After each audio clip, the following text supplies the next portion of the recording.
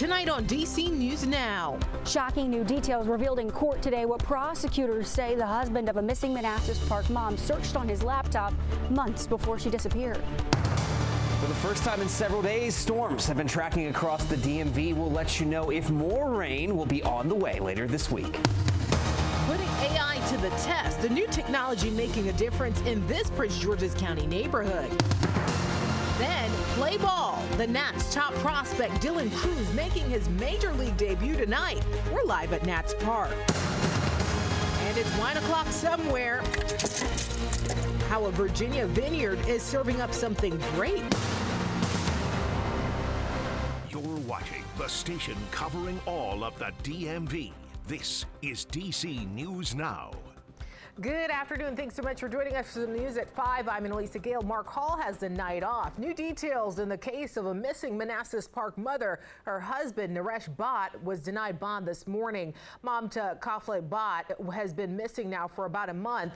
And today, prosecutors saying in court that everything indicates that she is no longer alive. DC News Now's Randy Bass joining us live from the Prince William County Courthouse with the latest on the new details from investigators. Good afternoon, Randy. Yeah, Annalisa, today in court, prosecutors made new allegations against Naresh Bhatt, saying not only did he try to scrub blood from the carpets of their Manassas Park home, they said he was also physically abusive toward Mamta and made searches on Google that were concerning to investigators. New evidence from prosecutors painting a picture of the months leading up to Mamta Kafle Bhatt's disappearance, last seen at the end of July, and her husband Naresh arrested last Thursday. The Secret Service alerting local authorities to searches made on his government-issued work laptop. Prosecutors reading those alleged searches from back in April aloud in court today. How long does take to marry after spouse dies? And what happened debt after spouse dies? Those searches shocking friends and community members in a packed Prince William County courtroom this morning. I was astonished. I think it goes to show perhaps premeditation. Again, we are not the judge or the jury, but it does sound like there's indication of premeditation. Those same friends letting out a sigh of relief as the judge issued her decision to keep Naresh behind bars this morning. A bond was denied. We were preparing ourselves that it may not be. Definitely have him pay for the price for what he has done. The defense arguing the Commonwealth can't prove probable cause since Mamta has not been found. Also arguing that Naresh sold the family car and made attempts to sell their home in recent weeks, not in an effort to take off, but to support himself and their daughter after losing his job. Outside the home today, a memorial of flowers grows for Mamta after prosecutors also revealed new allegations of domestic violence, saying Naresh bruised and abused his wife, who had tried to reach out for help in the months leading up to her disappearance. She was abused by Naresh, and we know that going forward, we aren't afraid to speak up and call him what he is. He's an abuser. Naresh Bhatt is due back in court again on October 24th. As for community members and friends leading the search efforts here, they tell us they're going to refocus those search efforts in Loudoun County, Chantilly, and possibly even Maryland. Live in Manassas, I'm Randy Bass, DC News Now. Randy, thank you. New tonight, DC Fire and EMS are battling a fire in the 2500 block of Bladensburg Road in Northeast. Firefighters responding just before 4 today. They also found an additional fire in the basement of that building. So far, no injuries have been reported. The cause of that fire is still under investigation. Meantime, a former Prince George's County Council member has pleaded guilty to a felony theft scheme and perjury. Prosecutors say Mel Franklin used more than $124,000 in campaign funds to pay for personal expenses, including loans, debt, and cosmetic procedures for himself and a friend. Franklin resigned from his seat in June when the allegations came out. His sentencing is scheduled for November 13th, 1 week after the special general election to fill his seat.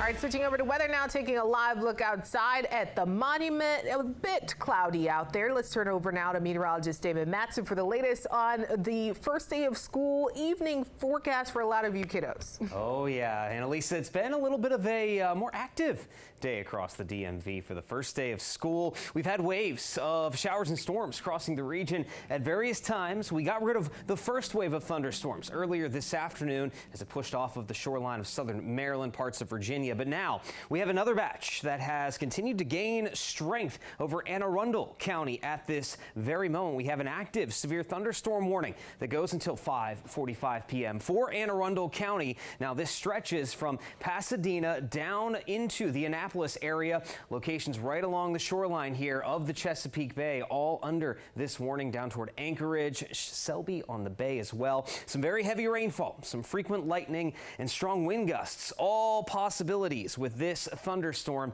as it continues to slowly track south and east. And we've been watching this little area at the very northern tip of this thunderstorm cluster.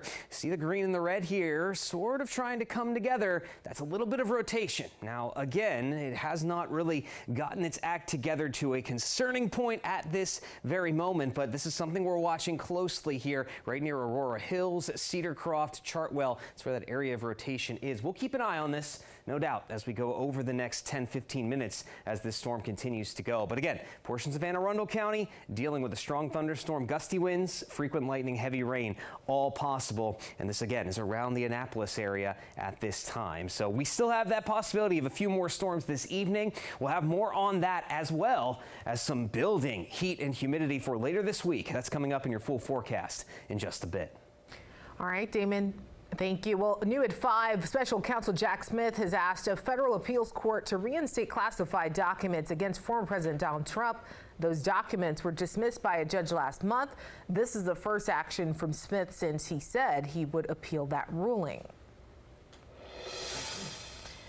In our schools now, it's the first week of school for thousands of D.C. area students. D.C. Mayor Muriel Bowser celebrating the first day back for D.C. with a visit to Minor Elementary School. She toured the newly renovated Early Childhood Center in the old Minor building there. It's part of a $15 million project that will accommodate 140 kids in pre-K through 4th grade. 108-year-old school is a wonderful way to preserve and honor our interests from our families in this neighborhood, in their neighborhood school. And new this year, D.C. Public Schools for this school year, DCPS launching their initiative, A Capital Commitment. That plan focusing on ensuring DCPS students are safe and challenged and prepared to positively influence society. DCPS says more than 50,000 students are committed to graduating from high school and prepare for college and work. Meantime, the Bowie Police Department wants to make roads safer as the new school year gets underway there. They've added a new tool to help catch violators. DC News Now's Dave Laval joining us live from the Ken Hill Drive and Bel Air Drive area with a closer look at what police are doing. Hey, Dave. Well, hey there, Annalisa. And first, I got to give props to Damon Matson. He called it. We're starting to see the rain pick up over here. As for what's going on in terms of safety in this neighborhood, this intersection, like many others, has stop signs because there's a school right near it. Now there's another reason why you want to obey what these signs say. Some do what they're supposed to do. Others don't. You're warned, though. Bowie police have extra eyes watching you at the intersection of Bel Air Drive and Ken Hill Drive. Police have deployed new cameras to catch stop sign violators. It's serious because the citizens, the residents of Bowie have told us it's serious. The intersection is one of 6 where the cameras will be set up over the next 30 days. California-based Obvio Incorporated developed the cameras that can do more than just catch stop sign violators. Someone's speeding, if someone is doing an illegal left turn, if someone is potentially using a cell phone while they drive. Police will study the results and find out how much of a problem it really is. And we want to get numbers, times a day, so forth and so on, so that we can figure out what the best method, if we go this route, of deploying this technology. Tiwa Oke Benro often goes for a run around the neighborhood. He supports the new camera program. Safety of the community is what's important, so any violators that come into, violation of that, then if there's a fine that comes with it, there's a consequence that comes with it, then that's what it is, so be it. Good news for violators. There are no fines yet. That would change if the cameras become permanent fixtures as Bowie police look to make their roads safer.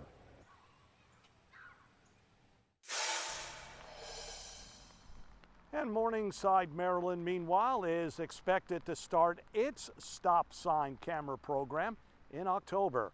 We're live in Bowie. Dave Laval, DC News Now.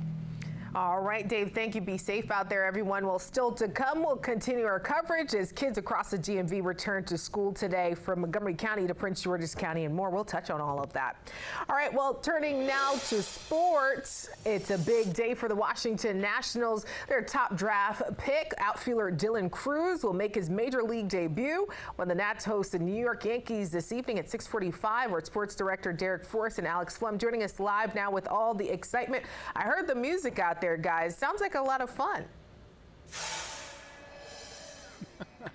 Yeah, the music's always going here at Nats Park. It's playing right now. But yeah, Dylan Crews making his major league debut. The Nats picked him 2nd overall last year. Ironically enough, the Commanders went with Jaden Daniels, an LSU guy, also number 2 overall. But Dylan Crews making his debut, and it's a big night for him. Yeah, big night for him, and he got a congratulatory message from Jaden Daniels as well. He got to see that, which was pretty cool. And I just spoke to his mom just a few minutes ago. She said when she found out he was getting the call up, she was in the grocery store and went nuts like a crazy person. She said everybody thought she was crazy, but it was worth the moment. And for Dylan Crews, tonight is worth the moment because he's going to be achieving a childhood dream of playing in the major league. Kid's dream to put on a major league uniform and go out there and compete, and it's going to be a special day. Got a lot of friends and family here, and they've been along the ride and the journey with me, so I'm really excited to go out there and just compete out there and, you know, do what I've been doing since I was a little kid. Take a look at this video right here. You might recognize this guy, Juan Soto, former Washington Nationals outfielder, of course won the World Series here in 2019. And then you see him talking to Nats owner Mark Lerner. A lot of people want Juan Soto to come back, but for now tonight, Derek, we'll talk about the fact that he's going to be going up against Dylan Crews making his debut and another star outfielder, young star in James Wood. Yeah, a lot of speculation with that, but we talk about the youth movement. We've got C.J. Abrams leading off, Dylan Crews hitting 2nd, and James Wood batting 3rd tonight as the game will get underway at 6:45. Now, we are going to hear from Dylan Crews and C.J. Abrams later at 6 as they talk about that youth movement. But for now, for Alex Flum, I'm Derek Forrest. And Elisa, back to you. All right, thanks, gentlemen.